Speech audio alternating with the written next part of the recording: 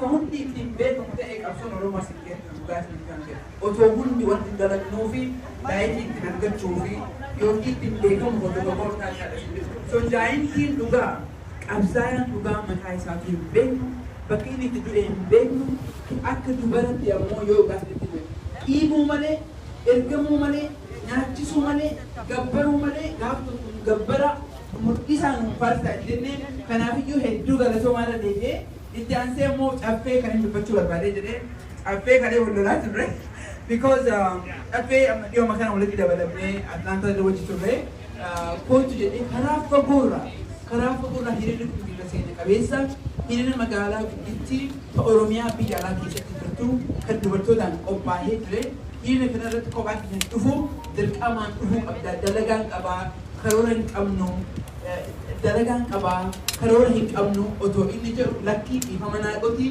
dhufuu qabda jedhee dirqamaan caffee fiqsiisee jedhee caffee kiyya dhiifamaa ana ofinaa uffatti kan biraa immoo dhugaa dubbannee jenne qabsoo kana eenyu ka kophaa isaa godhaa gariin fakkeenyaaf pireezidentiitiin argatee miidiyaa irratti as bahaa jiru malee harki 99 invisible army waraanni guddichi waraana akka caffee kana waraana akka midhaachuu kana ijoollee maqaan beekne ijoollee ciccimtu olii gad deemteetiin fardeetingii godhaa jirtu yoo dhugubaatiin dubbanne qabsoonni warra keenyaa kun kalallamu kuni 1% gad dalagee jira kuni ofii of isuuf dalagaa jirta akka isin beektaniif hamilee isin godha dalagaa malee dalagaan guddichi warra ganda keessa deemee mallaqa kadhatee osoo ifotoon ta'in qabsoo kana jijjiira jedhee warra godhataa jiru kanaafiyyuu ammallee galatoom jechuudha hunda keessaniifiyyuu na uffachaa.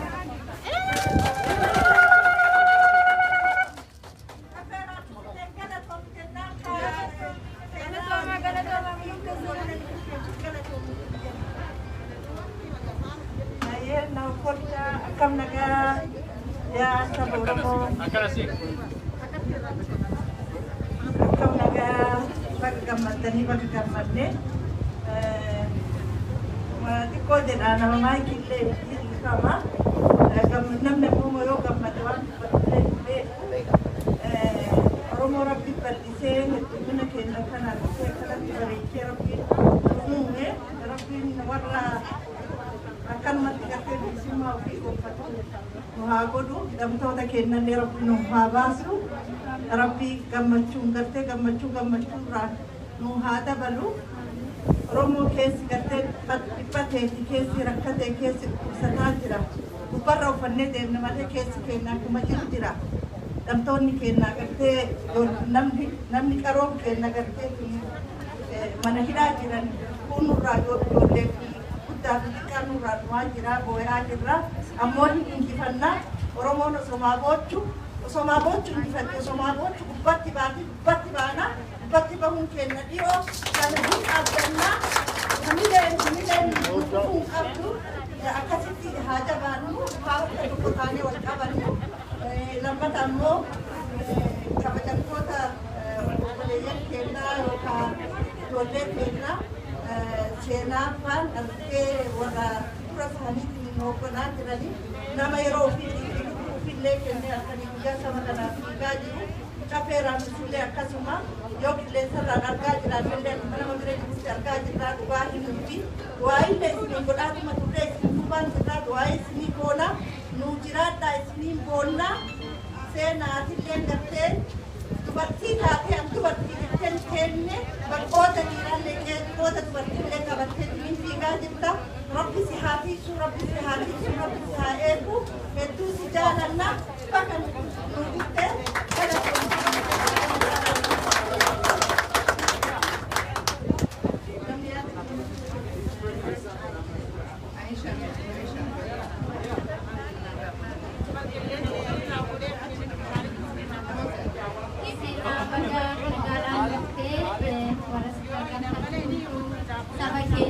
dubartoota ramiidhaa gurguddaa irra ga'aa jiru akka dhaabbatu sagalee ta'uudhaa fi iddoo kana warra dhuftan hundumtuu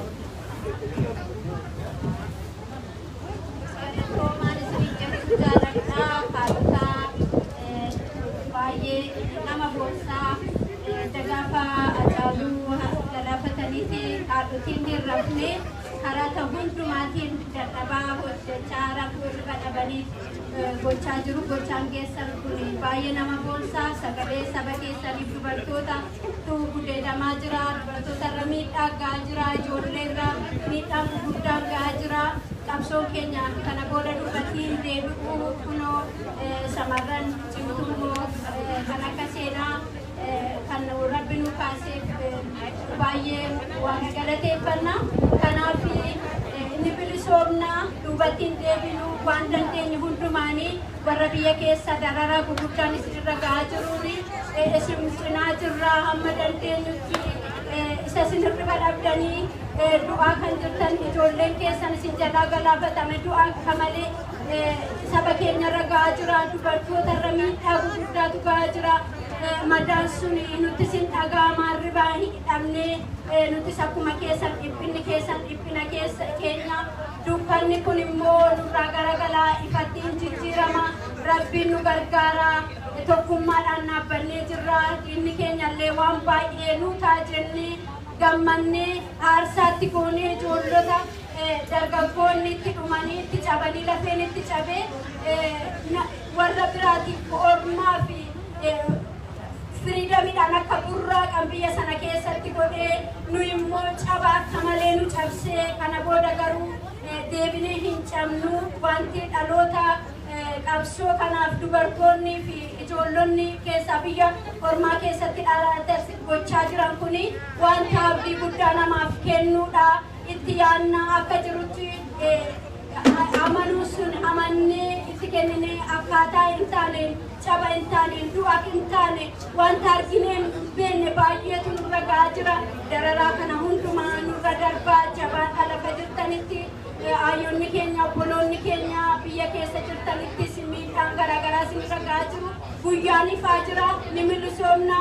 Ogguu bari'uudhaaf jedhu hin duukanaa kanaaf bariitti jira. Jabaadhaan isiniin jechuu jaaladha. Galatooma.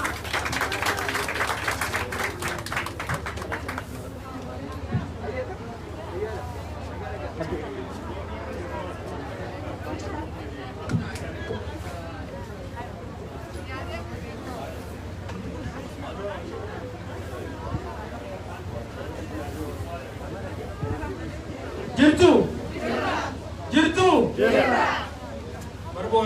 Barabbo dhufaa fi dabra booyaa hin jiraannu jabaadha.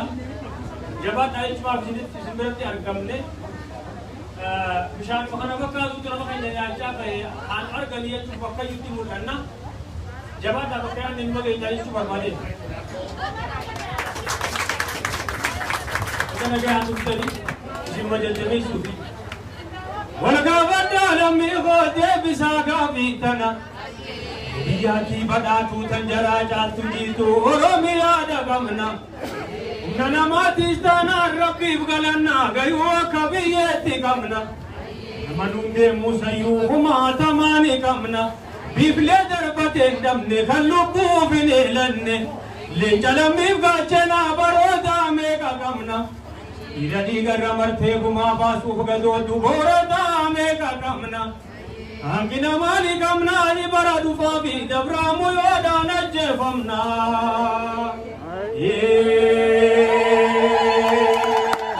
Gaafii mirgaatti gaafiin barattoonni gaafatu. Bilisummaadha gaafiin ijoolleen gaafachaa jirtu. Gaafiin qeeroodha gaafii abbaan biyyaa gaafatu. Ichaashumatti gaafiin birmadummaa biyyaati. Dhiigaan malee hin deebitu. Roga hundaa finiinsaa barayyuu booyuun fafaa garaa cabtee na yabtu.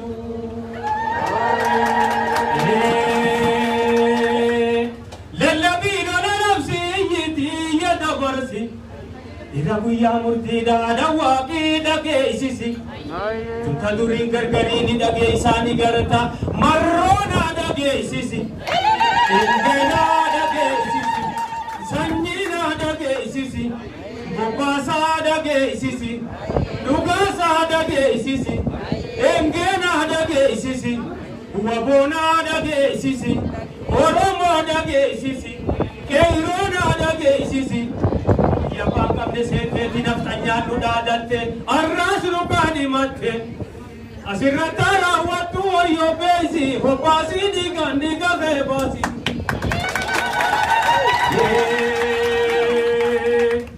Qotee bulaa jabaadhuu gaafiin hirgaafiniisi. Ebonkeetu qawweedha akka aadaa kee duriitti hiidadhuutiitti dabsi. Mancaankeetu qawweedha jinnaa ifadhuutti darbi. Itti butii fachumaasii facaasi. Kumaa jalii jalan koofi harma biraa aanolee kanuma keessa baasi. Duumessinoo baadhufee hanga eemaman dihe. Saaqa isaanii baanaa fuuldurri keenya quufa yeroo beela baannu gahen. Yaadarkaa barreen dhibbaaf namtanyaan nurraan gahe gaaf tokkorraa haasoyna.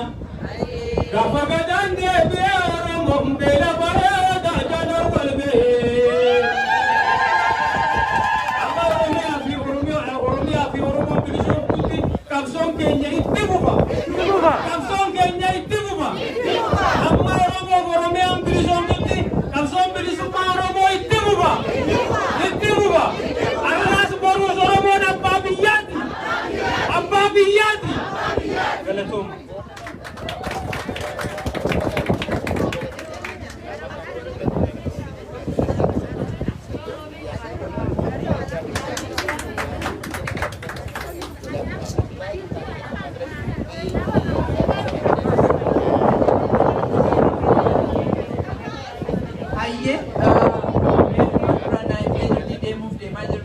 Hedduu kadiri kiyyaa eessa jirtaa Chicago torbeenaa galatoomii sagaleen kee kan jiru osoo hin ta'in kan du'e kaasaa galatoomii si jechuu barbaada.